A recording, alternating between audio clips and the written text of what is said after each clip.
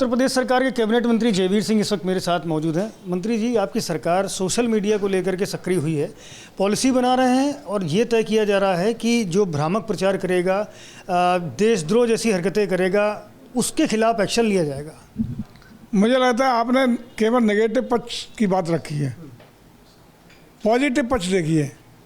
जो हम नई पॉलिसी लेके आए हैं उसमें हम लोग इलेक्ट्रॉनिक मीडिया प्लेटफॉर्म को ताकत देने का काम कर रहे हैं। वित्तीय ताकत देंगे, आर्थिक ताकत देंगे, सरकार का सहयोग देंगे, विज्ञापन भी देंगे। ये हमारा प्रयास है कि हम इलेक्ट्रॉनिक मीडिया को बढ़ावा दे सकें। उसका दूसरा पहलू ये भी है जो मैं आपसे चर्चा कर रहा था। लेकिन जो अराजक तत्व हैं, जो समाज विरोधी तत्व हैं, जिनका काम समाज में विद्रोह पैदा करना, बांटना, झूठी खबरें फैलाना, गलत तथ्यों के आधार पर समाज में भ्रांतियाँ पैदा करके मनमुटाव, भेदभाव, द्वेषता फैलाना, उनको रोकना भी सरकार का दायित्व है।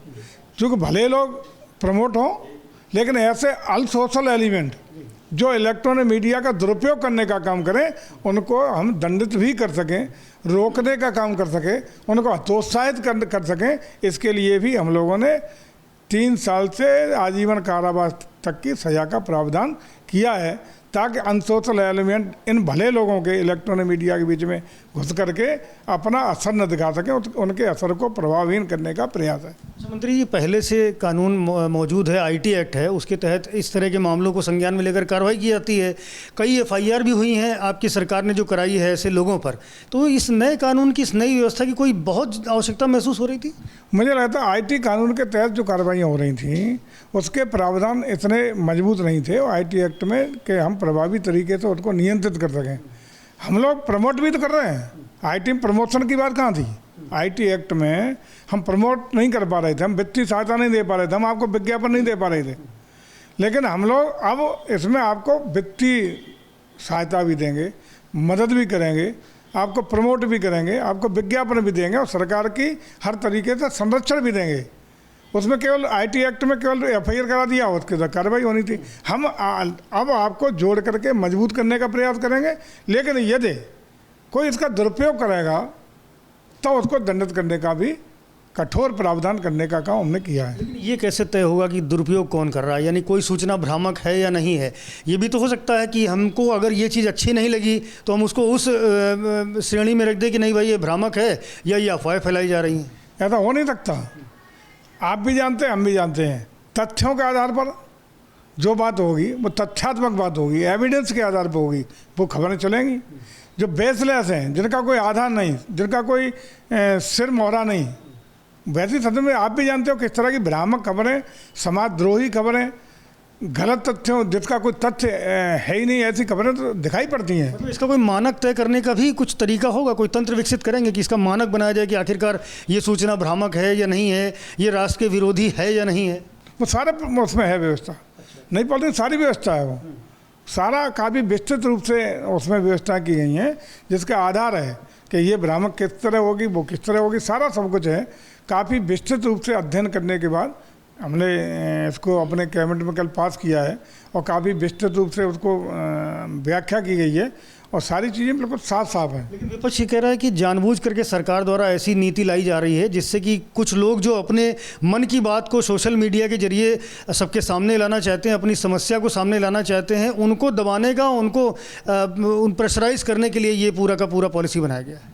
देखिए, इस समय विपक्ष केवल एक तरफा सरकार की आलोचना करने में मस्त है। उसको न राष्ट्र की चिंता है, न प्रदेश की चिंता है, न तरक्की की चिंता, न विकास की चिंता है।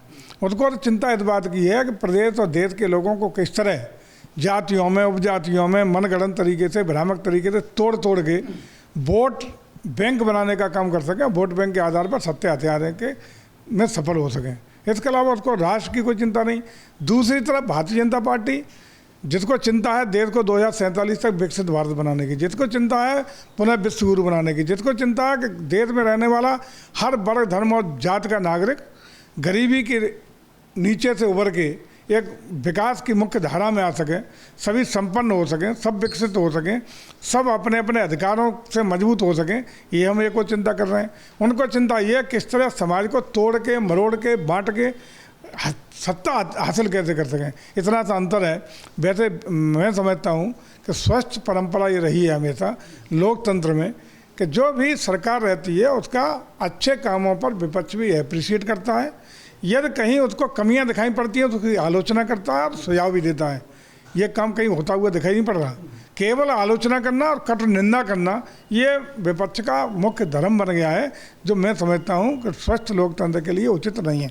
एक इतर विषय है इससे कि कुछ रेलवे स्टेशनों के नाम बदले गए हैं, क्या मंशा है इसके पीछे और क्या इसका फ़ायदा होगा?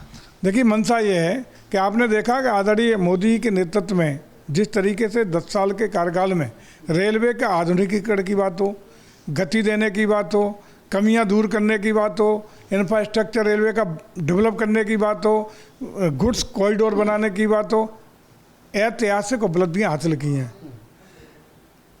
एक और हम रेलवे को आधुनिकीकरण को इस तरह बढ़ावा भी दे रहे हैं, लेकिन साथ ही साथ हमारी मंशा है कि हम आज़ादी के पहले के गुलामी के अंशों को भी समाप्त करेंगे।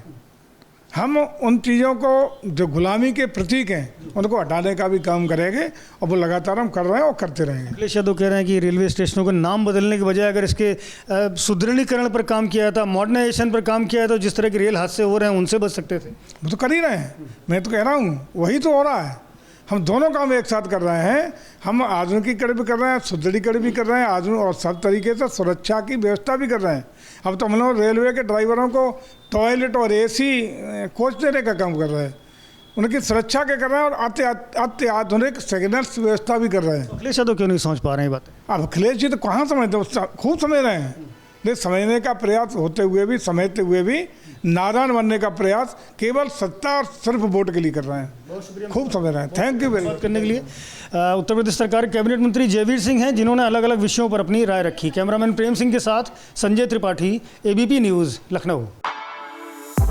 For exclusive and insightful videos, subscribe to our new channel ABP Live Premium.